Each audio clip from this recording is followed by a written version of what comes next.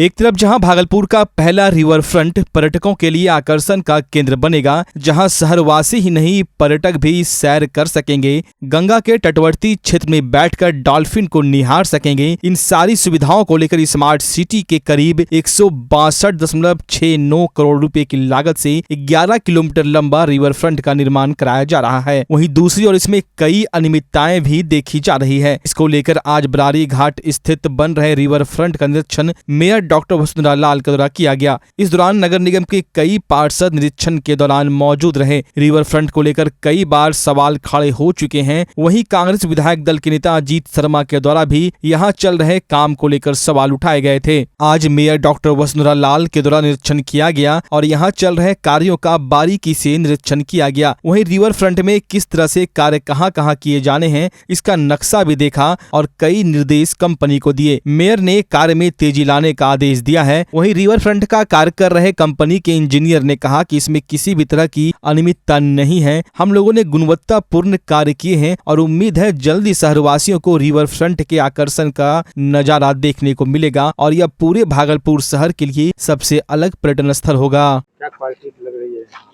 हमने तो निरीक्षण किया, वो अभी बन रहा है, अंडर कंस्ट्रक्शन है। तो ये कोई टेक्निकल टीम ही इसको अच्छे से जज कर सकती है कि क्वालिटी कैसा दे रहा है। जैसा इन्होंने बताया कि इंजीनियरिंग कॉलेज में कुछ ऐसा है जो प्रीफिक्स है, जो मिक्स करती है, उसमें सीमेंट हो, गिट्टी हो, बालू हो, सब तो वहीं से प्रीफिक्स होकर के यहाँ आता है, केवल यहाँ लगता है। तो हमारे के मतलब विजुअली देखने में जो लग रहा है और जो टेक्निकल लोग देखेंगे, दोनों में बहुत फर्क होता है। तो वो लोग अपना जज करके बताएंगे। वैसी कोई थर्ड पार्टी को दी जाएगी कि आप जज करें कि जो लग रहा है वो चीज सही है कि नहीं। मैं कोशिश करती हूँ, यदि कुछ इसमें फॉल्ट पाया जाएगा तो इसकी जांच कराई जाएगी। इन्होंने तो बताया है कि इस साल तक पूरा हो जाएगा, दिसंबर तक। जल्द ही भागलपुर को मैंगो सिटी के नाम से भी जाना जाएगा, क्योंकि यहाँ के जर्दालू आम को जीआई टैग मिल चुका है। और आम के सीजन में भागलपुर की चर्चा भला नहीं हो, यह कैसे हो सकता है। गौरतलब है कि भागलपुरी जर्दालू आम सिर्फ भागलपुर ही नहीं, अपने देश से विदेशों तक अपनी मिठास और सुगंध से चर्चा में रहता है। यह आम सुगंधित और सुपाच्य होता है। भागलपुरी जर्दालू आम का स्वाद भागलपुर वासी तो चाहते ही हैं। इसके अलावा यह सौगात के रूप में महामहिम राष्ट्रपति, प्रधानमंत्री, गृह मंत्री, सभी राज्यों के मुख्यमंत्री, राज्यपाल से लेकर कई नेताओं को भेंट दी जाती है। इसी बाबत आज भागलपुर की समाहरणालय स्थित समीक्षा भवन में आत्मा के द्वारा एक दिवसीय जर्दालू आम विपणन कार्यशाला का आयोजन किया गया, जिसकी अध्यक्षता भागलपुर की जिलाधिकारी सुब्रत कुमार सेन ने की। वहीं विशिष्ट अतिथि के रूप में वाणिज्य और उद्योग मंत्रालय, भारत सरकार, वाराणसी के क्षेत्रीय प्रबंधक, उत्तर प्रदेश, उत्तराखंड, बिहार एपीडा के डॉक्टर सीवी सिंह मौजूद थे। इस एक दिवसीय कार्यशाला में दर्जनों पदाधिकारी व कर्मी भी इसका लाभ लेने के लिए समीक्षा भवन में मौजूद थे। एक दिवसीय कार्यशाला में मुख्य रूप से भागलपुरी जर्दालू आम का विपणन, निर्यात किस तरह से सुलभता पूर्वक हो, उस पर वार्ता की गई। साथ ही इसके पैकेजिंग और सेल को लेकर वार्ता की गई, जिससे किसानों को उचित राशि मिले और लोगों तक भागलपुरी जर्दालू आम सहूलियत से अपने राज्य, देश के अलावा विदेशों तक पहुंच सके। वहीं जिलाधिकारी ने बताया कि एक दिवसीय कार्यशाला का मुख्य उद्देश्य था जर्दालू आम के किसान किस तरह बेहतर मार्केटिंग कर सके, बेहतर ढंग से पैकेजिंग कर सके और किस तरह बेहतर ढंग से उसका उत्पादन कर सके। इस पर बाहर से आए हुए वैज्ञानिकों व एक्सपर्ट्स द्वारा कई टिप्स दिए गए। उम्मीद है हर साल से बेहतर इस साल किसानों की आमदनी रहेगी। बहुत जल्द भागलपुर जर्दालू आम को अपने जिलों से विदेशों तक भेजा जाएगा और सौगात के तौर पर महामहिम राष्ट्रपति, प्रधानमंत्री के अलावा कई नेताओं को भी यह आम भेजा जाएगा। जर्दालू आम जो जीआई टैग प्रोडक्ट है, और आप लोग सब लोग जानते हैं कि माननीय मुख्यमंत्री जी के प्रयास से काफ़ी वर्ष पूर्व में ही जीआई जो है भागलपुर जर्दालू आम को मिल चुका है। और जो कृषि रोड मैप है, जो राज्य सरकार का प्रयास है, उसके तहत लगातार हम लोग इसकी बेहतर मार्केटिंग और एक्सपोर्ट कराने के लिए भी प्रयासरत हैं। उसी कड़ी में एपीडा के काफ़ी सीनियर ऑफिसर जो 2-3 राज्यों को देखते हैं, उनसे हम लोगों की वार्तालाप चल रही थी। कई बार ऑनलाइन मीटिंग हुई है। आज वो कई एक्सपोर्टर्स को लेकर के और जो स्टेक होल्डर्स हैं, जो पैक हाउस वगैरह का निर्माण करते हैं, उनके साथ वो यहाँ आए हुए हैं और किसानों से डिटेल वार्तालाप हुई है। और इस बार काफ़ी बड़ी मात्रा में बेहतर पैकेजिंग और मार्केटिंग की सुविधा के साथ हम लोग जर्दालू आम को विभिन्न देशों में पहुंचा सकें और जो प्रोसेस्ड प्रोडक्ट होते हैं उसके लिए भी जो पैक हाउस पल्प के निर्माण के लिए जो फैक्ट्रीज़ वगैरह का होता है, तो उसको लेकर के भी विस्तृत बात हुई है। किसानों का भी सुझाव लिया गया है और लगातार हम लोग प्रयासरत हैं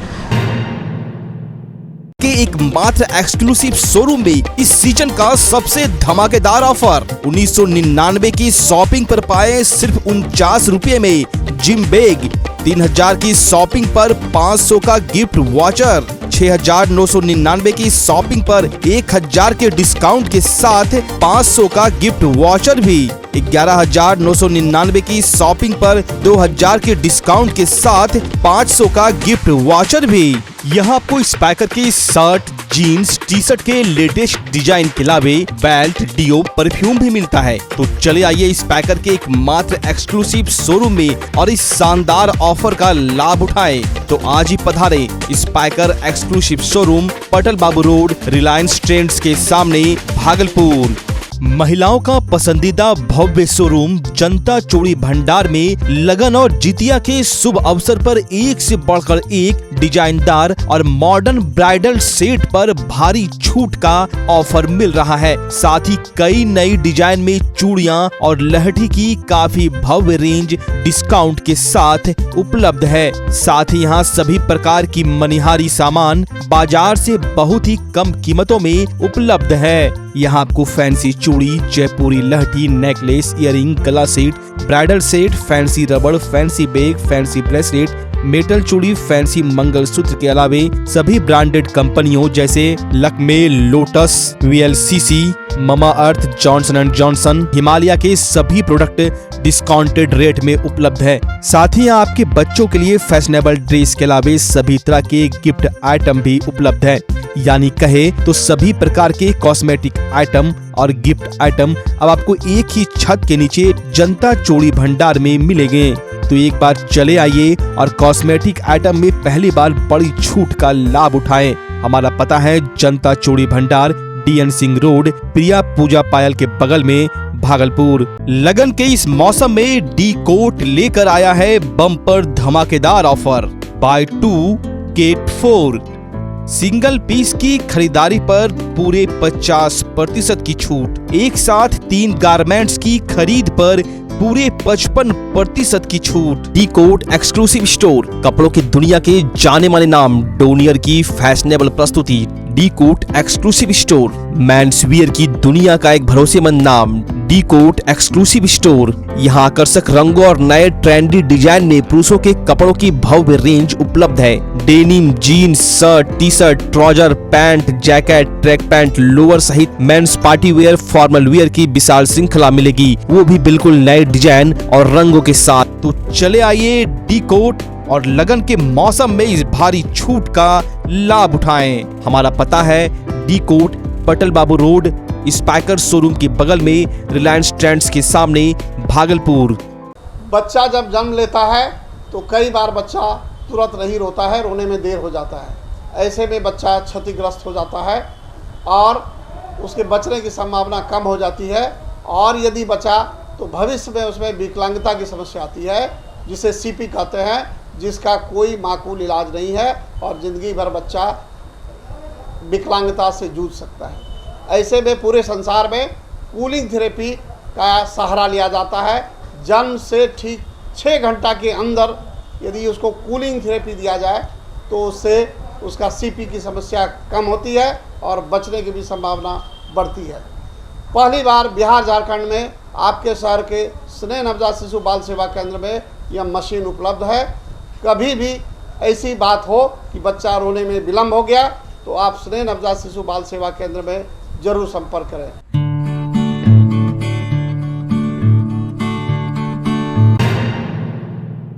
शिक्षा व्यवस्था और कानून व्यवस्था पर दबंगई किस कदर हावी है, इसकी बानगी भागलपुर में देखने को मिली। भागलपुर के नाथनगर स्थित राजकीय मुनिराम खेतान मध्य विद्यालय को 7 दिनों से बंद रखा गया है। विद्यालय में बच्चों की पढ़ाई पूरी तरह से बंद है। प्रधानाचार्य ने आरोप लगाया है कि पास के ही विक्रांत कुमार ने विद्यालय में घुसकर नरसंहार करने की धमकी दी थी, जिससे सभी शिक्षक शिक्षिकाएं भयभीत हैं। नाथनगर थाना में प्रधानाचार्य ने आवेदन दिया है। उन्होंने आवेदन में यह भी लिखा है कि पहले भी अभिभावकों व शिक्षकों ने शिक्षा पदाधिकारियों को दिया है, लेकिन कोई कार्रवाई नहीं हुई। लिहाजा उसने विद्यालय में घुसकर शिक्षकों को जान से मारने की धमकी दी, जिससे सभी शिक्षक भयभीत हैं। प्रधानाचार्य ने सुरक्षा की गुहार लगाई है, लेकिन मामले में अब तक न तो शिक्षा विभाग और न ही पुलिस प्रशासन ने संज्ञान लिया है। एसएसपी से जब बात की गई तो उन्होंने कहा कि यह नाथनगर थाना नहीं, किसी और थाना का मामला है, जबकि मामला नाथनगर थाना क्षेत्र का है।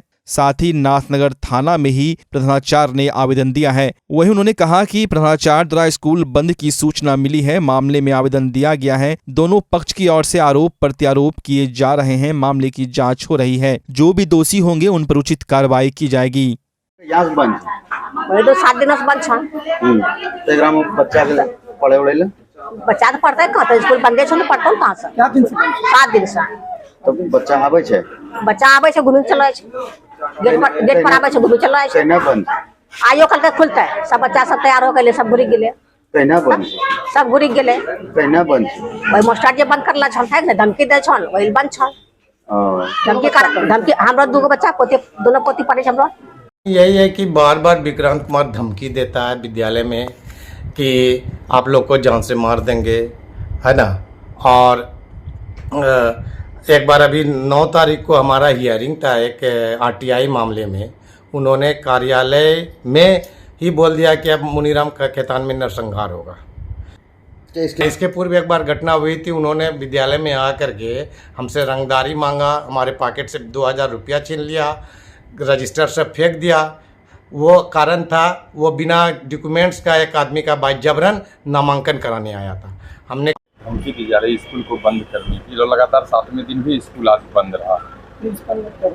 हाँ, नाथनगर में एक विद्यालय है जिसमें कि 7 दिनों से वहाँ पे शिक्षकों के द्वारा और प्रिंसिपल के द्वारा स्कूल ऑपरेट नहीं किया जा रहा है। उस संदर्भ में जो प्रधानाध्यापक हैं उनके द्वारा भी एक पिटीशन दिया गया है, और जो घटनास्थल है वो नाथनगर का नहीं है। जिस थाने में वो घटनास्थल है उस थाने को वो आवेदन फॉरवर्ड किया गया, अधिकतर कार्रवाई के लिए।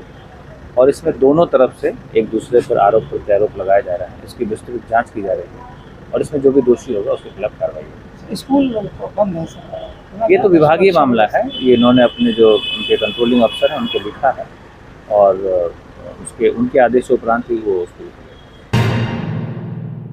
क्राइस्टचर्च भागलपुर के कैंपस में बन रहे दुकान, मॉल व भवनों में चल रहे निर्माणाधीन कार्य को लेकर सरगर्मी तेज हो गई है। एक तरफ जहां church of India Pakistan Verma ceiling के बिशप मोस्ट लंबरा चर्च अगस्त जो लखनऊ के हैं, फादर जैकब जॉनसन दास जो पूर्णिया के, उन्होंने चर्च की जमीन पर बन रहे निर्माण कार्य को अवैध बताया। भागलपुर के बिशप हास्ता ने इसे झूठा करार साबित करते हुए कहा कि यह जमीन पटना डायोसिस की है, कहीं से इन लोगों की बातें सही नहीं है। इसे लेकर जिलाधिकारी को आवेदन दिया गया था। इस आवेदन पर एसडीएम ने हो रहे निर्माणाधीन कार्य को अभी तत्काल बंद करा दिया है। वहीं आरोप लगाने से चर्च ऑफ नॉर्थ इंडिया अंतर्गत बड़ी संख्या में अनुयायी आहत हैं। सारे आरोप व बातें बेबुनियाद है। उक्त बातें पटना डायसिस के बिशप फ्रांसिस हसदा ने बुधवार को क्राइस्टचर्च परिसर में पत्रकारों को संबोधित करते हुए कहा। पटना डायसिस के सचिव प्रदीप हासदा ने कहा कि जॉनसन दास और अगस्टी ने एक ग्रुप ऑपरेट करके अपने फायदे के लिए लोगों को बरगलाने का काम किया है। पूरे देश में कई मामले उनके विरुद्ध दर्ज है। उन्होंने यहां तक कह दिया कि अगर यह कार्य 3 साल से चल रहा था तो अभी इस पर पाबंदी क्यों लगाई गई, उसी समय क्यों नहीं लगाया गया। इस पर प्रशासन जांच कर रही है। उम्मीद है जल्द नतीजा सामने आएगा। मौके पर अधिवक्ता पंकज आनंद झा, पटना डायसिस के कोनो किस्कू, क्राइस्टचर्च के सचिव प्रवीण सिंह, दानियल मुर्मू आदि उपस्थित थे। नहीं, इसमें कोई सत्यता नहीं है, कोई सच्चाई नहीं है। इतना काम हो गया और जो कुछ भी हो गया है प्रक्रिया के तहत हुआ है और बहुत सारा काम हो गया है। इसमें जितना भी आरोप है और वो बेबुनियाद है। उन लोग का जो आरोप लगाना था कि ये जमीन उनका है, नहीं, कोई अवैध निर्माण नहीं है। हम लोग जो जितना भी प्रक्रिया में, जैसे शुरू में कहा, सारा प्रक्रिया हमारे पास सारा डॉक्यूमेंट्स है और जो आरोप लगा रहा है वो कुछ भी सच्चाई नहीं है। ईश्वर उसके मन को परिवर्तन करें। हम लोग तो सबका भला चाहते हैं। वो लोग जो आए थे वो लोग आखिर थे कौन? वो लोग अपना आए थे जो दावा कर रहे हैं और जो हम लोग मीडिया में आप लोगों के से जाने और सुने, जो भी दावा कर रहे हैं वो बेबुनियाद है और किसी कोई प्रकार की सच्चाई नहीं है। हम लोग बहुत दिन से है यहाँ पे और सारा प्रक्रिया प्रशासन के नज़र में है और सारा चीज़ पास होके आया है, तभी इतना। मेरा नाम रेवरेंड प्रदीप कुमार हंसदा, मैं पटना डायसिस के सेक्रेटरी। जो आज हम लोग यहाँ पर प्रेस विज्ञप्ति जो बुलाए हैं और इस संदर्भ में कि पिछले दिनों जब 9 तारीख को जो पेपर में जो न्यूज़ आया उससे हम सभी काफ़ी आहत हुए हैं, क्योंकि हमारे जो चर्च के हेड हैं उनके प्रति उनका जो बयान था वो बहुत ही साक्ष्य के बिना इस तरह का आरोप लगाना कि वो भूमाफिया हैं और क्या क्या हैं। तो इसलिए जो हमारे अनुयायी हैं, जो इस सब के हमारे होते हैं उसके जो अनुयायी हैं जो भिन्न भिन्न क्षेत्रों में है, यहाँ बिहार में भी हैं और झारखंड में भी, पटना डायसिस बहुत बड़ा एरिया में फैला हुआ है, और इन सारे बयान को देखकर हम सभी काफ़ी आहत हुए हैं और हमें दुख हुआ है। और इसलिए इस चीज़ को क्लियर करने के लिए हम लोगों ने प्रेस विज्ञप्ति यहाँ आहूत की है, ताकि लोगों को ये सच्चाई क्या है? हाँ, सच्चाई तो यही है कि वो तो हमारे जो वकील साहब ने बताया, सच्चाई यही है कि वो आदमी उसी तरह से मैंने अपने को मालिक जता करके किसी चर्च में जो मालिक जता करके और वहाँ चर्च की ज़मीन और चर्च में जितने भी संपत्ति है अपने नाम से वो बताते हैं और उसको हड़पने की वो साजिश रहती है ये। और इस तरह से कई जगह में ऐसा हुआ और कई जगह केस भी है तो हार भी चुके हैं।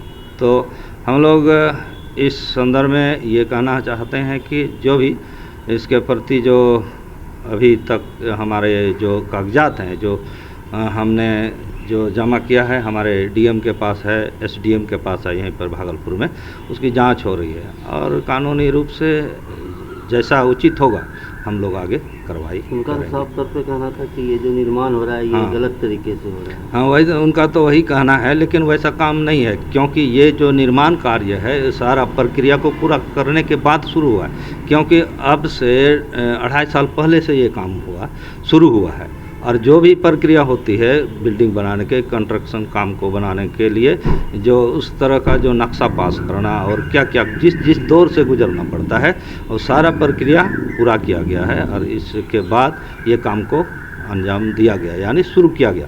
और इतना दिन के बाद जो ये कहना कि मैं मालिक हूँ, ये तो हमें सही नहीं लगता। इस आधार पर अगर वो मालिक होते तो शुरू में ही इस बात को रखते। जी, उन पे मामला दर्ज कराएंगे? नहीं, देखेंगे जैसा अभी तो हमारा जो है डॉक्यूमेंट जो हो गया इसके बाद जो आरोप लगाना ये बेबुनियाद है बेबुनियाद लग रहा है। भागलपुर के जगदीशपुर थाना क्षेत्र के सनहौला मोड़ निवासी स्वर्गीय चिंतामन मंडल के 55 वर्षीय पुत्र केदार मंडल की करंट की चपेट में आने से मौत हो गई। परिजनों ने बताया कि बुधवार देर रात्रि आंधी बारिश के कारण घर में बिजली का तार टूट गया था, उसी की चपेट में केदार मंडल आ गए। करंट लगने के बाद परिजनों द्वारा उन्हें आनन फानन में सामुदायिक स्वास्थ्य केंद्र जगदीशपुर ले जाया गया, लेकिन वहां पहुंचते ही डॉक्टरों ने उन्हें मृत घोषित कर दिया। उनके मौत के बाद उनकी पत्नी ललिता देवी एवं इकलौती पुत्री का रो रो कर बुरा हाल है। भाजपा झुग्गी झोपड़ी संघर्ष समिति के द्वारा एक प्रेस वार्ता का आयोजन किया गया, जिसमें भूमिहीन लोगों को जमीन मुहैया कराने को लेकर डीएम के आदेश के बाद भी भूमिहीनों को जमीन मुहैया नहीं कराया जा रहा है, जिसको लेकर भाजपा झुग्गी झोपड़ी मंच के जिला अध्यक्ष शंकर गुप्ता के द्वारा एक प्रेस वार्ता का आयोजन किया गया। प्रेस वार्ता के दौरान अध्यक्ष शंकर गुप्ता ने बताया 92 लोगों को बसाने का आदेश जिलाधिकारी सुब्रत कुमार सेन ने दिया था, लेकिन अभी तक उस पर अमल नहीं किया गया है, न ही लोगों को जगह दी गई है, जिसके चलते लोग परेशान हो रहे हैं। जल्द से जल्द उन्हें जगह देकर बसाया जाए, नहीं तो हम लोग इस सड़क से सदन तक आंदोलन करेंगे। वहीं आक्रोशित मुद्रा में शंकर गुप्ता ने यह भी कहा डाला कि हम लोग 14 दिनों की भूख हड़ताल किए थे तो यह निर्णय लिया गया था कि हम लोगों को जगह देकर बसाया जाएगा, लेकिन अगर ऐसा नहीं होता तो हम सभी आत्मदाह कर लेंगे और इसका जिम्मेवार सिर्फ और सिर्फ भागलपुर प्रशासन होगा। हम लोग इसलिए कर रहे हैं कि हम लोग को जिला पदाधिकारी महोदय के आदेश पर हम लोग को 11/21 को आदेश हुआ था गरीब भूमिहीनों को बसाने का 92 आदमी का। उसके बाद पहला आदेश हुआ है, फिर अभी तक उसके बाद जो है हम लोग को बसाया नहीं गया। अनुमंडल में जो है कि कागज को लटका के रखा हुआ है। डीएम साहब का आदेश हुआ, उसके बावजूद भी हम लोग गरीबों को नहीं बसाया। फिर दूसरा आदेश हम लोग को हुआ है 21/7/22 को। उसके बाद भी कागज जो है कि लटका के लोग रखे हुआ है। और निचला हम लोग जब पता लगाने जाते हैं तो निचला पदाधिकारी कहते हैं कि जाओ ना यार, जब ऐसे डीएम आदेश देते रहता है, डीएम, एसपी, कमिश्नर, जिला लोक शिकायत पदाधिकारी ऐसे आदेश देते रहता है। ये अनुमंडल में गोरे ऐसा स्टाफ है, किरानी है शायद, कागज उन्हीं के पास है। कागज आज तक जो कि डीएम साहब का 2 बार आदेश हो गया, कमिश्नर साहब का आदेश हो गया, एडीएम साहब का आदेश हो गया, लेकिन आज तक हम गरीबों को बसाया नहीं गया है। जगदीशपुर थाना क्षेत्र के टिकानी रेलवे स्टेशन से योगीबीर जख बाबा के समीप एक युवक की ट्रेन की चपेट में आने से मौके पर ही मौत हो गई। युवक की पहचान योगीबीर निवासी जीतन महतो के 22 वर्षीय पुत्र राजीव कुमार के रूप में हुई है। भागलपुर की ओर से आ रही मालगाड़ी की चपेट में आने से राजीव की मौत हो गई। मौत की खबर सुनते ही परिजन घटना स्थल पर पहुंचे और युवक की पहचान की। वहीं इस घटना से भागलपुर से गोड्डा जा रही ट्रेन को घंटों बाधित होना पड़ा और घंटों जगदीशपुर और टिकानी रेल लाइन के बीच रोकना पड़ा, जिससे यात्री को काफी परेशानी का सामना करना पड़ रहा था। कई यात्री पैदल ही जाने को मजबूर हो गए। घटना की सूचना मिलते ही लोकल थाने की पुलिस मौके पर पहुंची और परिजनों को समझा बुझाकर ट्रेन पटरी से हटाया। वहीं परिजन ने बताया कि युवक मानसिक रूप से 4 वर्षों से बीमार चल रहा था, जिसका इलाज भी करा रहे थे। वहीं घटना के बाद परिजनों का रो रो कर बुरा हाल है। टाइम से अपना घर नहीं पहुंच सके, अपने काम पर नहीं टाइम से जा सके। तो कितनी तकलीफ हुई इससे? तकलीफ तो जब काम गड़बड़ा गया तो तकलीफ हो ही गया था। वायु प्रदूषण जनित रोगों से हर साल 70 लाख से ज्यादा आदमी समय से पहले काल के गाल में समा जाते हैं। खतरा बड़ा है लेकिन उपाय कम किए जा रहे हैं। कमोवेश उसी तरह के वायु प्रदूषण में धूल की चादर भागलपुर के कहलगांव एनटीपीसी से निकले राख के ढेर से उड़ रहा है। पिछले दिनों कोलकाता की जांच टीम इलाकाई सर्वे पर आई थी। प्रतिवर्ष आती है और आती रहेगी, लेकिन समस्या का समाधान नहीं हो पाया है। एनटीपीसी कहलगांव के प्रबंधन भी अपने राख के ढेर से धूल भरी आंधी को लेकर चिंतित है, लेकिन पिछले 25 वर्षों से बन रहे राख का यह ढेर का इस्तेमाल मुकम्मल तौर पर नहीं हो पाया है। भागलपुर के सुल्तानगंज प्रखंड के इंग्लिश चिचरौन पंचायत के वार्ड 10 में चचेरा भाई, चचेरा भाभी एवं बड़े पापा के द्वारा जमीन पर अवैध कब्जा करने का मामला प्रकाश में आया है। वहीं इस मामले में इंग्लिश चिचरौन के रहने वाले सागर कुमार ने बताया कि हमारे दादा लाले शाह के नाम से 12 डिसमिल जमीन है। हमारे दादा के 5 पुत्र हैं। उस जमीन पर अलग अलग हिस्सों में सभी परिवार के लोग रहते हैं। हमारे पिता दीनानाथ शाह के हिस्से में जमीन पर हमारे चचेरा भाई राजीव कुमार उर्फ ओम कुमार अवैध कब्जा करने का प्रयास कर रहा है। मना करने पर कहता है कि तुम्हारे पिता दीनानाथ शाह से खिला पिलाकर हम अपनी पत्नी विभा देवी के नाम से रजिस्ट्री करवा लिए हैं, जबकि हमारे पिता दीनानाथ शाह 30 वर्ष पूर्व घर छोड़कर चले गए हैं और इस जमीन का बंटवारा अब तक नहीं हुआ है। और ऐसा कहने पर लगता है कि हमारे पिता को ये लोग कहीं छुपा कर रखे हैं या तो हमारे पिता को जान मारकर फेंक दिया है। इस मामले को लेकर अकबरनगर थाना में लिखित आवेदन देकर कानूनी कार्रवाई की मांग की गई है। वहीं पुलिस पूरी घटना को लेकर छानबीन में जुट गई है।